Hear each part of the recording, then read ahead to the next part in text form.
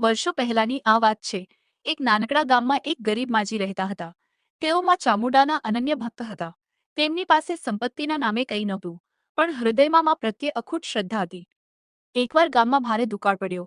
માજી પાસે ખાવા માટે અન્નનો દાણો પણ ન રહ્યો। માજીએ વિચાર્યું કે હું તો ભૂખી રહીશ, પણ માને નૈવેદ્ય પ્રસાદ ધર્યા વગર કેમ ચાલશે। તેઓ રડતા હૃદયે માની મૂર્તિ સામે બેસી ગયા અને પ્રાર્થના કરવા લાગ્યા કે હે માં, મારી તો શક્તિ નથી, પણ તું ભૂખી ન રહેતી। કહેવાય છે કે તે જ રાત્રે એક તેજસ્વી કન્યા માજીના ઘરે આવી। તેણે માજીને એક નાનકડી પોટલી આપી અને કહ્યું, માજી, આ લો અનાજ અને ચિંતા ન કરશો, માં તમારી સાથે જ છે। માજીને લાગ્યું કે કોઈ પડોશીની દીકરી મદદ કરવા આવી હશે।